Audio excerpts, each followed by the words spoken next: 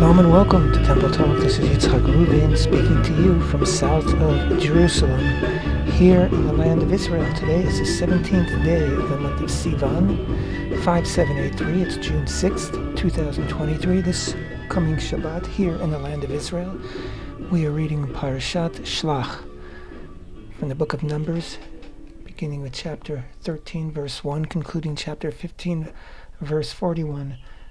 HaShem el Moshe lemo shelach lecha, send for yourselves. But I must also let you know that we here in Israel are 1 week ahead of you in the diaspora who are also reading the Parsha each week, because of the second day of Shavuot that was on a Shabbat that you celebrated in the diaspora that we didn't celebrate here in Israel, because we only celebrate Shavuot for a single day here in the land of Israel.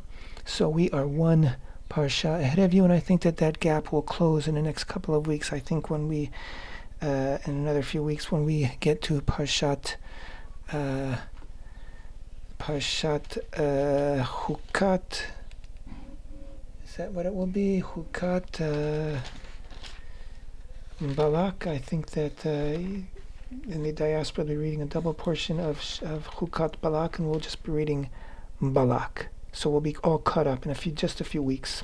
But in the meantime, we're 1 week ahead of you, but we're going to plow right ahead because the land of Israel has our own clock, our own schedule, and we're keeping to it. So what can be said about the Parsha of Shelach?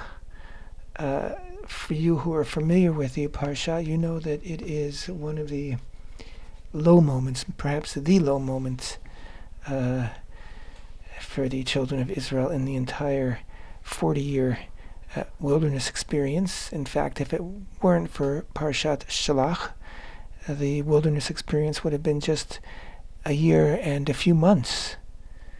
But because of what occurred in Parshat Shelach, the stay in the wilderness was extended another 39 years. Even though Shelach really is the nadir, the low point for Israel in the wilderness, we saw last week that things began to unravel. Last week, as I'm referring to last week's Torah reading of Beha'alotcha, which again you will be reading this week in the diaspora. And while Beha'alotcha starts out full of promise, everything is in order. Aaron opens by the Parsha opens with Aaron kindling the menorah lamps. The encampments are all set up. The silver trumpets are fashioned for the Kohanim to sound in order to let the people, the encampments, know when they should move forward. So it's moving from one encampment to another encampment is fully organized and done very beautifully. And of course, it's all done according to the will of HaShem. And HaShem expresses his will by lifting up the cloud of glory which covered the tabernacle, the Mishkan, every day when Israel was encamped. But when it lifted up, it was a signal to Israel that it was time to move on, and Israel would move on through the wilderness until that cloud came down again, and that meant it was time to set up camp. And everything seemed ready for the imminent entrance into the land of Israel, but then of course things began to fall apart as we read that the people felt like complaining. They contrived things to complain about. And then they had a craving for meat, which ended up to being very fatal. And all sorts of complaints. And really perhaps the most poignant, sad episode of all is the episode that concludes the reading of Beha'alotcha, which of course leads into Shelach, but that episode that I'm referring to is the harsh words, the rechilut, the gossip spoken by Miriam and Aaron, the siblings of Moshe, spoken by them against Moshe. A very small episode, short, small as in not much written about it here in the Torah, and in fact, it is really unclear to whom they are referring. But since this is really relevant to what we're going to be talking about soon concerning this week's parsha, let's talk about it a little bit. And we read in Numbers chapter 12, verse 1, Miriam and Aaron spoke against Moshe regarding the Cushite woman he had married, for he had married a Cushite woman. They said, was it only to Moshe that Hashem spoke? Did he not speak to us as well? And Hashem heard. Now, the man Moshe was exceedingly humble, more than any person on the face of the earth. So let's look at these few verses. Miriam and Aaron are speaking against a Cushite woman that Moshe married. Who was this Cushite woman, and what is a Cushite? Okay, the land called Cush, which today is associated with Ethiopia. In biblical times, Cush, I believe, consisted of what we would consider today to be at least the eastern parts of Sudan and northern Ethiopia. And the ancient land of Cush was a powerhouse. If you recall, way back in the book of Genesis, we read about Nimrod. He was the son of Cush. He was from the land of Cush, and he conquered Shinar. He conquered all the way into modern-day Iraq. That's where the Tower of Babel was constructed. That's where Avram was born, in the land of Iraq. But Cush was a powerhouse, and Cush, in fact, a number of times actually conquered Egypt, and some of the pharaohs were of Cushite origin. I believe, from the little bit that I know, that ancient Cush, its culture was very, very akin. I don't know if I would say similar, but akin to ancient Egyptian culture. So that's a little bit of background. But who is this Cushite woman? Now we know that Moshe was married to Tzipporah, and her father was Yitro, and Yitro was a Midianite, not a Cushite. So it's very unclear, and some commentators suggest that perhaps Tzipporah was a Cushite. Now, it's not clear what the complaint is here, because the complaint seems to have to do with Moshe's prophecy. And some commentators understand that Moshe had basically separated himself from his wife, and they thought that was wrong. So they weren't complaining against the Cushite wife. They were complaining that Moshe had separated himself, and he had separated himself for the purpose of receiving prophecy. So that's why their anger was toward his prophecy. Now, there is another midrashic explanation which would solve this mystery, and it's very fanciful. It might be historical, but it seems like a bit of a stretch, but it's actually a very ancient midrash. And very quickly, according to this midrash, when young Moshe had killed the Egyptian, who you call, before he left for Midian, and he left for Midian because we're told in the book of Exodus, the Pharaoh wanted to kill him because he had killed one of Pharaoh's taskmasters. So according to Midrash, Pharaoh decided he would kill Moshe by appointing him general and sending him to fight a war against Cush, being quite certain that Moshe would die in battle, because Cush was a very powerful country. And so Moshe, according to the Midrash, he led an Egyptian army against Cush, and using all sorts of magical methods, he not only managed to defeat the armies of Cush, but he also married the daughter of the king of Cush. And I think he might have killed the king of Cush. This is all according to Midrash. And so for the 40 years, as we know that Moshe fled Egypt at the age of 40, and he arrived in Midian at the age of 80. So there is this 40-year gap that the Torah doesn't tell us what happened during those years. So according to this midrash, that's what happened. For 40 years he was living and I guess ruling over Cush, married to the daughter of the former king of Cush, and then he went on to Midian. So this would answer the question, who was this Cushite woman? And it's very interesting because it describes a very different Moshe than the Moshe that we know, right? A warrior, a ruthless warrior, someone who seems to have not many moral compunctions, and sort of an adventurer. And so again, it doesn't really seem to be the Moshe that we know. It's very interesting midrash, and I would suggest that perhaps this midrash purposely came to portray Moshe in a different light. I think the first evidence of this midrash is a few hundred years BCE, before the Common Era, which places it as very ancient, during the Hellenistic period. And I'm just making an out-of-the-blue suggestion based on only my little bit of knowledge and familiarity with that time period, was that there was a Hellenistic influence among the Jews. And of course, in Hellenistic culture was all these gods with their adventures, and Hercules and all these superhuman things that people were doing in mythology. And perhaps the Jews or the Jews who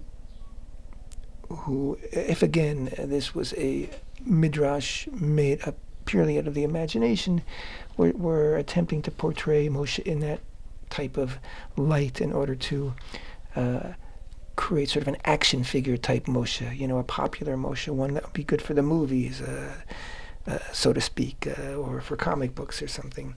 But it's a very interesting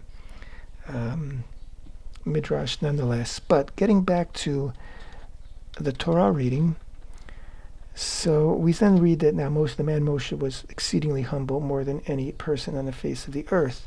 Now, of course, we know that Moshe wrote down the Torah, so it means he wrote these words down. So he was commanded by Hashem to write this down. And that sort of is a testimony to how humble he was, because he wrote it down because Hashem told him to. He wouldn't have said it otherwise. He wouldn't have thought it otherwise. But anyway, Hashem said suddenly to Moshe, to Aaron, and to Miriam, "You three, go out to the tent of meeting." And the three of them went out. Hashem descended in a pillar of cloud and stood at the entrance to the tent, and he summoned Aaron and Miriam. The two of them went out. He said, "Hear now my words." This is like an angry father scolding his children. "If there shall be prophets among you, in a vision shall I, Hashem, make myself known to him. In a dream I shall speak with him. Not so my servant Moshe. In my entire house he is the trusted one. Eved ne'aman bebeiti. He is the trusted servant in my house. Mouth to mouth do I speak to him, in a clear vision and not in riddles. All the image of Hashem does he gaze. At the image of Hashem does he gaze. Why do you not fear to speak against my servant Moshe?" So apparently they were saying, what about us? Like, we also are prophets. And Hashem is taking them down a notch or two or three or four and saying, nobody compares to Moshe. He as it were, in a prophetic way, resides in my house. He is my servant. I speak to him face to face, as it were, not in riddles, not in dreams. And so then we read, the wrath of Hashem flared up against them, and he left. The cloud had departed from atop the tent, and behold, Miriam was afflicted with sarat, like snow. Aaron turned to Miriam, and behold, she was afflicted with sarat. Sarat, of course, is the disease that we read about extensively in the book of Leviticus. It's, as I've mentioned many times, erroneously translated as leprosy, because it's a skin affliction. And as we discussed back in the book of Leviticus, it seemed to be an affliction that would visit people who had spoken Lashon Hara, who had spoken negatively against other people, gossiped, libelous talk. And here Miriam and Aaron were both speaking against Moshe. And Miriam, for some reason, it was Miriam who was afflicted, and had to then be sent out of the encampment for 7 days until she was cured of the Tzara'at. And as soon as he looked upon his sister, Aaron said to Moshe, and I quote again from verse 11, "I beg you, my Lord, do not cast a sin upon us, for we have been foolish and we have sinned. Let her not be like a corpse, like one with leaves, one who leaves his mother's womb with half his flesh having been consumed." He's saying this, Aaron saying this to his brother Moshe. And Moshe cried out to Hashem, saying, "Please, God, heal her now. Or, as we say in Hebrew, El na rafat na la, which is a prayer that we say in the Beit Knesset, in synagogues, when making prayers for quick recoveries or full recoveries for people who are ill. A prayer for the health. There's a question, an interesting question. It's often discussed why this is such a short prayer. Why did Moshe just say such a short prayer? What was it, a sign that he didn't really care? No, of course not. He said a short prayer because that's what worked. It was effective. She had to go through the healing process of 7 days, and in fact, we're told that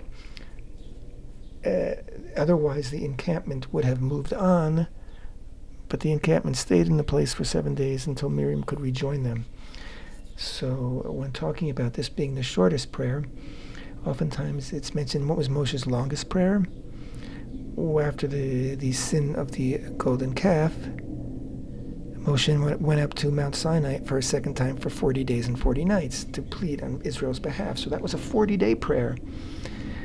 So the lesson we learn from this, in short, is some prayers are long, some prayers are short. We don't need to overwork our prayers.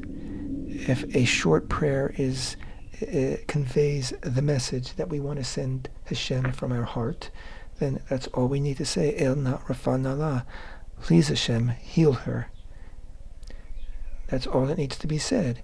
In another case, if we feel that we have a lot of explaining to do, a lot of beseeching to do, then we can engage in a longer prayer. But there is no set formula. And again, the prayer is just intended to be sincere and to the point, not to be full of embellishments, and doesn't have to be ornate. It just has to be sincere, honest, and to the point. Okay, so after Miriam returns to the encampment after 7 days, and it says the final verse, final line of last week's parsha, Beha'alotcha, then the people joined from Hatzirot and they encamped in the wilderness of Paran. Okay, now let's read the first few verses of this week's reading, Shelach, in Hebrew and then in English. Vayedaber Hashem el Moshe. And of course, I'm reading from chapter 13 in the book of Numbers, verse 1. Vayedaber Hashem el Moshe lemor shalach lacha anashim veyaturu et eretz Canaan asher ani noten livnei Yisrael ish echad lamate avotav tishlachu kol nasivahem vayishlach otam Moshe mimidbar Paran al pnei Hashem al pi Hashem Kulam Anashim Rashe V'nei Yisrael Hema. And then it goes on to list their names. But let's translate that now. Hashem spoke to Moshe, saying, "Send forth men, if you please. Shelach lech anashim." It's interesting that it adds, "if you please," and I'll explain that in just a moment. "And let them spy out the land of Canaan that I give to the children of Israel. One man from each of his father's tribe shall you send, each one a leader among them." Okay, so Hashem is saying to Moshe, Shelach lecha. Shelach means send. Lecha means for yourself, like lech lecha. Remember lech lecha? Hashem said to Abraham, Go out for yourself to come to a land that I will show you. I'll make you into a great people. Now it's Shelach lecha. So it says, send for yourself. So that's why it's translated, I believe, as if you please, because doesn't have the same sound as an order, like as a commandment, like Asuli mikdash, right? They'll make for me a mikdash. They'll make for me a sanctuary. It's do it for yourself. So it's almost do it if you want to do it, which is part of the whole controversy here. Hashem is telling Moshe to do it, but he's telling him do it if you agree to do it, sort of. And then, of course, these 12 tribal leaders are names that we haven't come across before. They're not the Nesi'im, they're not the tribal leaders that we read about recently who brought gifts on the inauguration day of the 12 days of the tabernacle. But these are other men, and among them are two notable names, and they are of course Calev ben Yefuneh of the tribe of Judah, and Hoshea ben Nun of the tribe of Ephraim. And then we are told after the list of the 12 names in verse 16, it says, these are the names of the men whom Moshe sent to spy out the land. Moshe called Hoshea, son of Nun, bin Nun, Yehoshua, Joshua. So Moshe renamed Yehoshua at that point. His name had been Hoshea, and now it's Yehoshua, adding a letter of Hashem's name, the Yud, to strengthen him. That's what we're told. He wanted to strengthen him. And Moshe apparently had some kind of intuition that things might not turn out well. So the whole question is, what's this whole mission about? And of course Moshe then goes to explain. He said to them, Moshe in verse 17, Moshe sent them to spy out the land of Canaan, and he said to them, ascend here in the south and climb the mountain, see the land, how is it, and the people that dwells in it, is it strong or weak, is it few or numerous, and how is the land in which it dwells, is it good or bad, and how are the cities in which it dwells, are they open or are they fortified, and how is the land, is it fertile or is it lean, are there trees in it or not? You shall strengthen yourselves and take from the fruit of the land, the days or the season of the first ripe grapes. Okay, so this is in the month of Tammuz that they set out, which is, we're right now in the middle of the month of Sivan, and in just under 2 weeks we'll be in the month of Tammuz. So it was a summertime mission when the grapes are in season. And this list of things that Moshe is asking them to check out, it seems totally extraneous. Why? Hashem told him that the land is a good land, that it's flowing with milk and honey, that it's rich and bountiful. Why is he asking them to check these things out? Is it strong? Is it weak? Is it a good land? Or is it not a good land? What the heck? We already know what it is, and whatever it is, Hashem's sending them there. Hashem's giving them this land to guard over and to keep for Hashem. Whatever the land is, this is where you're going to go. This is your mission. This is your mission, not only that generation, but all generations. Mission is to tend to this land, to settle this land, to inhabit this land, and to create a Torah-based society on this land. So, is it fertile? Is it lean? Are there trees in it or not? Okay, this may be very interesting if you're trying to create a travel guide. But is it really relevant to what needed to be done? So it's very, very interesting, this whole episode. Hashem says, do it if you want. He says, do it if it'll make you happy.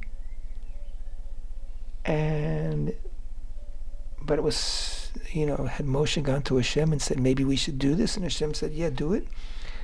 It almost seems like Hashem was putting this idea, this doubt, like in creating a situation where doubt could come in. But having told Moshe to do that, why did Moshe come up with these specific questions? Now, this was a mission of 12 people. we often, well, we always read at the Haftarah that is associated with Shelach is, of course, from the opening chapters of the book of Joshua, where Joshua sends in 2 spies into Jericho, and those spies have a very, very specific mission, just to see, the what awaits them.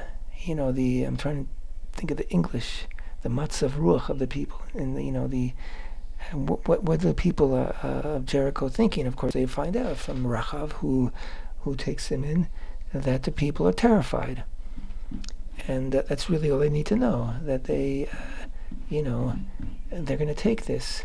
So that was 2 people who did something very clandestinely. They went in and they were out in a couple of days. This was a tour of the land, and in fact, they're not. Even though we always refer to them as spies, meraglim, in this parsha, in this reading, they're not referred to as meraglim at all. Just they're told to lator et haaretz. Basically, lator sounds like its English counterpart, to tour the land, to see, check it out. So for 40 days they were there. They left at the 1st of Tammuz, and they were there for the entire month of Tammuz, and of course returned on the 9th of Av, that day of infamy. And so for 40 days, they were in the land. They weren't hiding from anybody. They were checking out towns and villages. Maybe they were checking them out from a distance, but anybody in those towns and cities or in the farmlands around them could have certainly seen them. Nobody went after them. Nobody attacked them. Nobody said who you are. Basically, they walked through a land that was unguarded, and nobody seemed to notice. I would think that would be, you come back and say, wow, we can just walk in there. Like, these people are sound asleep. And yes, the cities were fortified, which means that these were not military people. These were not people who were offensive in nature. They were defensive in nature. They built walls around their city to protect them. They wanted peace and quiet. They weren't military strongholds. They were walled cities for the purpose of defense. They also saw the giants who lived in Hebron, and that frightened them. But their fright was really out of proportion. We looked like grasshoppers in their eyes. How do you know how you looked in their eyes? And they also said we looked like grasshoppers in our eyes, meaning they basically they were terrified. They were terrified by their own shadows, it almost seems. They followed Moshe's instructions. The famous passage where they cut sounds like a monstrously sized sprig, whatever you want to call it, of grapes that it took 2 men to carry, and other fruits they brought back.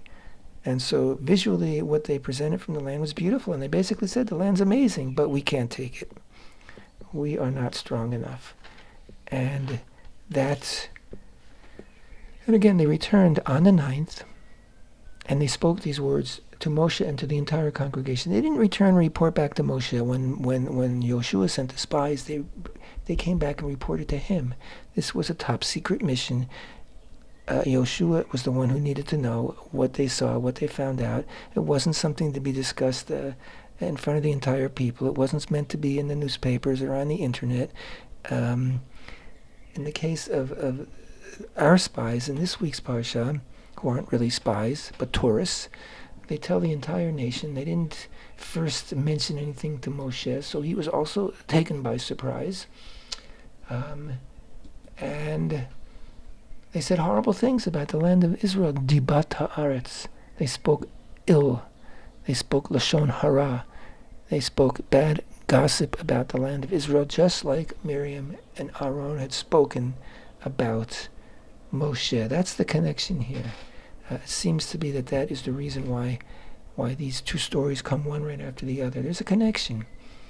And it's not a positive connection. It's a very negative connection. It is forbidden to speak ill of the land of Israel, a gift that God has given to us to look over, to see to tend to inhabit and make thrive in perpetuity as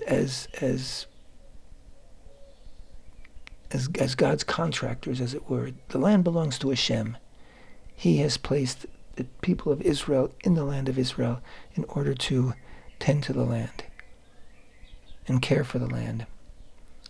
So we don't speak negatively about the land of Israel. And any time that we have, the results are bad.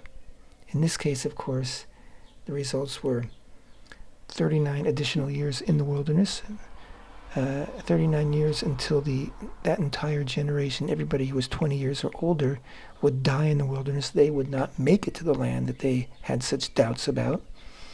And their children, who they claimed to be concerned about, they're going to kill our children if we go in. Their children would take the land as adults 39 years later. But the repercussions have been historic for Israel. Of course, the 9th of Av is the day that the first temple was destroyed, the day the second temple was destroyed. It's the day that the Jews were evicted from Spain in 1492, and many other tragedies have happened to the Jews on the 9th of Av. It's one of those days that has come to haunt us because of this. God said to them, "You're crying." People cried all night, we're told in the parsha. People cried all night after they realized that because of their loss of heart and loss of faith and loss of courage, they realized that they're not going to be going into the land for 39 years. They cried. They wept all night. Actually, they wept all night before they knew they were going to be 39 years. They wept all night because they were terrified. And Hashem said, because you're weeping for no reason at all, I'll give you a reason to weep. 39 years in the additional years in the wilderness. And of course, these many tragedies which have happened since on the 9th of Av. And of course, most memorably are the destruction of the first and second temple. And of course, in just another month from now, exactly a month from now, we are going to be beginning the 3 weeks of mourning, which begins on the 17th of Tammuz and concludes on the 9th of Av, mourning the loss of both temples. And mourning, I'll already start with the wrap now. Mourning our current passivity in terms of building the Holy Temple once again. Passivity as a nation. So we have lots of time to be talking about that in just a few weeks. But again, there were 2 of the 12 spies. There were 2 who did not go along with the crowd. And they were Caleb, as we say in English, and Joshua. And they both stood up and said, what are you talking about? Hashem is giving us this land. We can take this land. Hashem's with us. And they said, the land is very, very good. They were the 2 who stood up for Hashem. They stood up for the land. They stood up for the people. And even though they were outnumbered and could not sway the people to stand strong and to ignore the naysayers, they would be rewarded by being the only 2 of their generation to actually enter the land. And of course, Yehoshua would lead Israel into conquering the land of Israel. And Caleb would become the leader of the tribe of Judah, and he would reside ultimately in the city of Hebron. And here's the music. So I've got to put an end to this right now. But again, what's the lesson? Never say bad things about the land of Israel. It's Hashem's gift to us, and we just need to take good care of it and do what's right in Hashem's eyes. Thank you very much. Temple Talk.